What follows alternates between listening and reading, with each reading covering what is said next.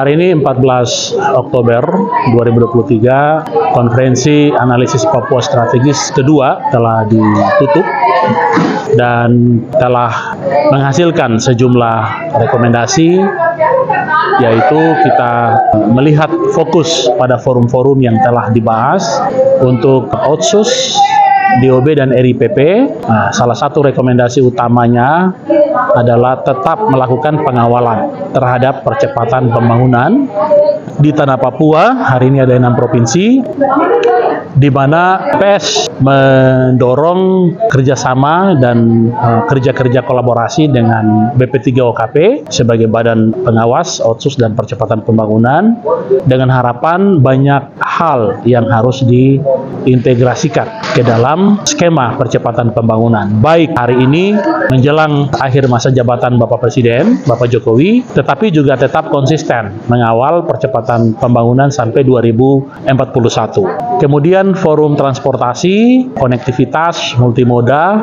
juga mengintegrasikan isu transportasi dan isu ekonomi untuk memastikan kembali rute-rute kapal, rute-rute pesawat, evaluasi harga barang, dan juga hal-hal yang berhubungan dengan daerah-daerah yang belum terjangkau oleh transportasi kita. Mengapa ini penting? Karena transportasi salah satu penentu, pendukung utama dalam percepatan pembangunan. Akses dari Timika ke Duga, dari Timika atau dari selatan masuk ke Yahukimo, kemudian kita juga memerlukan kapal Pelni, kapal putih untuk masuk di pelabuhan Waropen, karena itu salah satu perjuangan kita, dan juga kita mendorong ekosistem bisnis di lingkungan jasa transportasi laut, udara, dan darat. Kemudian kami juga membahas tentang makanan, pertanian, dan perubahan iklim menjadi satu topik yang juga menghasilkan satu proposal utama, yaitu kita ingin mengevaluasi kembali potensi makanan lokal, ketahanan lokal, dan juga memberikan penguatan terhadap petani-petani lokal, sehingga ancaman kita menghadapi krisis global, kita tidak lagi harus import atau mendatangkan bahan makanan dari luar, tapi masyarakat Papua sendiri sudah bisa menemukan itu pola pertanian, pola tanam, dan hidup dari hasil-hasil pertanian yang ada. Dan tentu isu climate change menjadi isu penting dalam konferensi ini, di mana kita juga melihat perubahan iklim tentu hubungannya dengan menjaga lingkungan kita. Tidak boleh ada hutan yang ditebang, mangrove harus dipelihara, semua hal-hal yang berhubungan dengan oksigen, CO2 yang dibutuhkan oleh manusia, kita perlu memberikan proteksi dari rekomendasi kami. Kemudian juga kami membahas tentang isu perempuan, anak, juga pemuda, juga menjadi isu utama, yaitu stunting, di mana kami berharap satu rekomendasi yang sudah dihasilkan, yaitu bagaimana melakukan proteksi terhadap gizi perempuan, terhadap gizi anak, karena ketika kita berbicara tentang Indonesia Emas 2045 dan Papua Emas 2041, kami atau kita semua sangat bergantung kepada generasi yang lahir hari ini atau yang sedang ada di SD, SMP.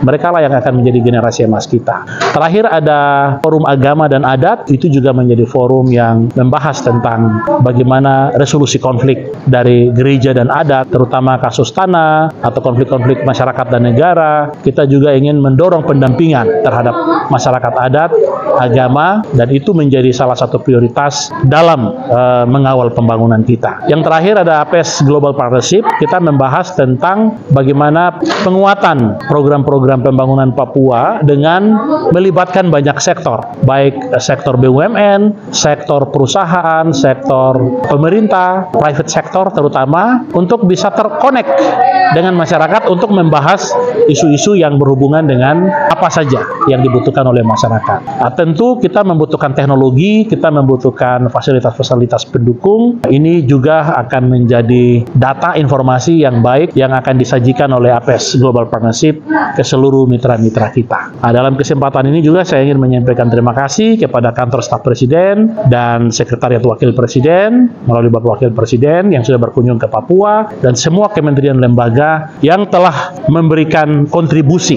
untuk mendukung pembahasan tema kita, yaitu percepatan pembangunan Papua menuju Indonesia Mas 2045. Kegiatan konferensi analisis Papua strategi ini sebenarnya kalau saya dari kacamata saya sebagai seorang perempuan Papua, saya melihat ini kegiatan yang sangat positif dan ruang-ruang seperti ini jarang sekali terjadi, sehingga konferensi 2 di Sentani Pura yang sudah berlangsung dari tanggal 13-14 boleh berjalan dengan baik dan sukses. Mengapa sukses? Saya katakan sebab semua audiens yang hadir itu sangat aktif, proaktif. Mereka menyampaikan realitas hidup yang ada di tengah-tengah lingkungan mereka, baik itu perempuan, baik itu tokoh adat, tokoh agama, dan juga pemuda, anak-anak, semua terwakili di dalam kegiatan ini. Sehingga saya juga berharap sebagai anggota komunitas APS, tetapi juga sebagai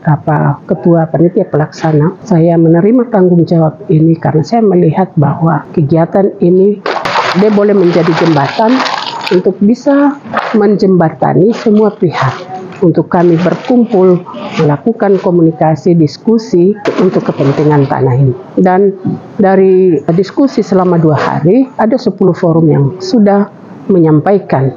Dari 10 itu kami coba menentukan 5 forum, tapi sudah mewakili semua masalah yang ada di tanah Papua, terutama forum masyarakat adat, agama, otonomi khusus, dan juga DOB, masalah ekonomi, bisnis, dan perbankan di Papua yang begitu banyak masalah yang dialami oleh para pelaku usaha, orang asli Papua, bahkan semua. Dan juga masalah transportasi yang juga sebenarnya sangat penting sekali karena itu akan membuka akses aksesibilitas antara atau lintas kabupaten, kota, sehingga mempercepat proses pembangunan di tanah Papua. Kami melakukan ini dengan mengangkat tema besar, yaitu bagaimana merancang strategi antar stakeholder semua, baik elemen masyarakat dan juga semua masyarakat yang dari berbagai latar belakang profesi mereka, sehingga itu menjadi sebuah kekuatan ketika kami berkomunikasi lewat konferensi ini. Dan puji Tuhan, semua diskusi, semua pikiran-pikiran yang sudah disampaikan akan dirangkum oleh APS, lalu itu akan kami persembahkan sebagai persembahan, sebagai dokumen yang dapat diterjemahkan oleh semua pihak untuk menolong masyarakat kita. Bahkan yang lebih spesifik yang saya lihat yang terkesan adalah di mana kami punya orang tua yang menjadi pemimpin-pemimpin beberapa waktu yang lalu. Mereka juga menghadiri dan mendampingi, memberikan juga nasihat petua, sehingga semua kami generasi yang sekarang bisa melakukan kerjaan pelayanan itu dengan baik. Dan konferensi telah berakhir dan telah ditutup juga. Yang saya lihat luar biasa, ada sebuah slogan atau juga spirit baru, yaitu kami tadi telah mendeklarasi forum Tegar. Tegar itu adalah terang dan garam.